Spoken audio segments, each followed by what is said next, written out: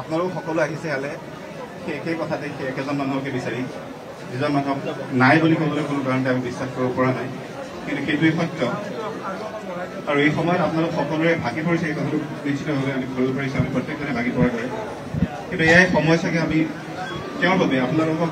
অতিপাত ভাল পোৱাৰ নিচিনা হয় তেওঁ আপোনালোকক ভাল পাই নেকি তেওঁলোকৰ বাবে আপোনালোকে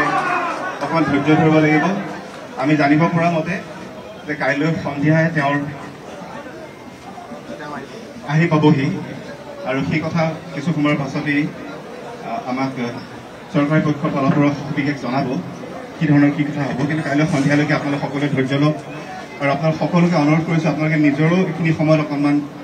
খবৰ ৰাখক আপোনালোক প্ৰত্যেকো আৱেগিক হৈ আছে গতিকে প্ৰত্যেকজনে নিজৰ খবৰ ৰাখক সকলো ধুনীয়াকৈ থাকক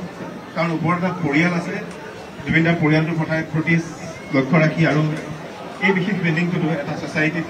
বৃদ্ধৰ পৰা আৰম্ভ কৰি শিশুলৈকে বহুকেইজন লোক আছে সকলোৰে কথা চিন্তা কৰি আপোনালোক সকলোৱে খুব ধৈৰ্যৰে থাকক কাইলৈ সন্ধিয়া আহি জুবিন দা আমাৰ মাজত পাবহি গতিকে এইখিনি সময়লৈকে আপোনালোকে অনুগ্ৰহ কৰিছোঁ আপোনালোকক কাটৰ অনুৰোধ কৰিছোঁ মই মিডিয়াকো অনুৰোধ কৰিছোঁ মিডিয়া বন্ধুসকলকো আপোনালোকেও অকণমান সকলো দিশ চাই দিব বুলি আশা কৰিছোঁ আৰু সকলোকে ধৈৰ্য ধৰিবলৈ অনুগ্ৰহ কৰিছোঁ মোৰ সৈতে